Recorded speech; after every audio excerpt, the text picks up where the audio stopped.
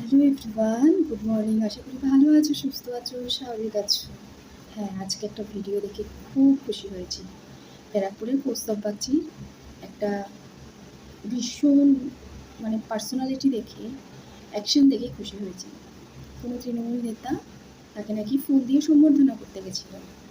আচ্ছা, তোমরাই বলো, যারা গিরগিটির মতো রং বদলায় আর এরকম ফুল নিয়ে যায় হঠাৎ হঠাৎ করে, তো ফুলও আর কয়দিন পরে লজ্জায় মূর্ছা যাবে, সেও আর ফুটতে চাইবে না। আমার মনে হয় সেও ফোটা বন্ধ করে দেবে যে কোন দোগলাপনার হাত থেকে আমরা যাচ্ছি, বা কোন দোগলাপনার মানুষ তাদের কাছ থেকে ফুল নিচ্ছে।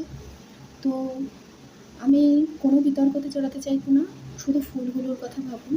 ফুল প্রকৃতির সৌন্দর্য, প্রকৃতি এইগুলো দেয় মনটাকে ভালো রাখার জন্য, শান্ত করার জন্য। তাদের দেখে যেন আমরা আমাদের মনটাকে শান্ত রাখতে পারি।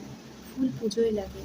পদ্ম ফুলকে দেখেছি এতদিন পুজোয় দিতে, কিন্তু সেই পদ্ম ফুল ফুটিয়েছে এই দল, সত্যিকারের পদ্ম ফুল ফুটিয়েছে। মন থেকে এখনো আশা রাখি যে এই দল হয়তো ফোটাতে পেরেছে সেই পদ্ম ফুলকে সঠিকভাবে ফুটিয়ে আমরা প্রত্যেক ঠাকুরের চরণে আমরা নিবেদন করি।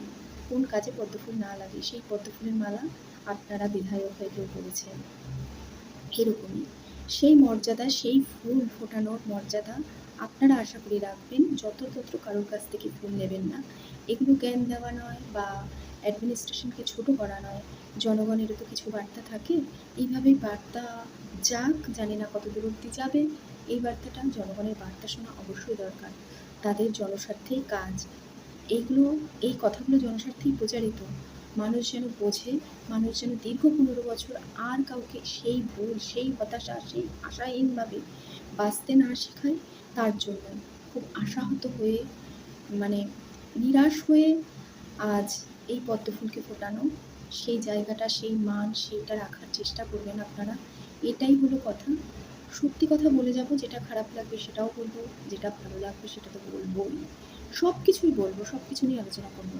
জনস্বার্থে আপনাদের এই কথাগুলো শোনা অবশ্যই আমার মনে হয় প্রয়োজন। হয়তো আশা করি কিছু ভুল বলিনি, মতামত দিয়ে আপনারা জানাবেন যে আমি কিছু ভুল বলেছি কি বলিনি। কৌস্তববাগচিকে আমার তরফ থেকে প্রণাম এই রকম অ্যাকশন নেওয়ার জন্য। কোন তৃণমূল কর্মী তাকে ফুল দিয়ে সম্বর্ধনা করছে, কোনো গিরগিটিপনা লোক কাকে ফুল দিয়ে সম্বর্ধনা করছে, এটা হয়তো দিলীপবাবুও বুঝতে পারেননি যে একজন গিরগিটি এসে এরকমভাবে ফুল দিয়ে উনিও হয়তো হতচকিত হয়ে গেল। কিন্তু আমার মনে হয় না, আমি এটা ভালো চোখে নিয়েছি। আমার এটা ভালো লাগেনি, সত্যিই লাগেনি। এটা কোনো হিংসা বিদ্বেষ, কোনো খারাপ কোনো সিচুয়েশান আসুক সেইটা ছড়ানোর জন্য নয়। আমি খুব আশাবাদী এই দলটার ওপরে। যে কাজটা করবেন সেটা সঠিক মাথায় শান্তভাবে আপনারা করার চেষ্টা করবেন। বিধায়ক হয়েছেন আজকে, বিধায়কের জায়গায় দাঁড়িয়ে আপনাদের মস্তিষ্ককে কতটা ঠান্ডা রেখে কীভাবে কাজ করা উচিত, জনগণ কী চায়, তাদের মানসিক অবস্থানটা কী, সেটা তো ভাবনা তো আপনাদেরই কর্তব্য। হ্যাঁ, মানুষ যা চায় সেটা যেমন বুঝিয়ে দিয়েছে, এখন মানুষের হয়ে কী কী করা উচিত সেটাও হয়তো আপনারা বুঝে গেছেন এতদিনে। আর মানুষ কতটা পর্যায়ে গেলে শান্ত থাকবে আর কতটা পর্যায়ে গেলে মানুষ অস্থির হয়ে উঠবে সেটাও আপনারা হয়তো কিছুটা বুঝে গেছেন। তো এই হলো কথা।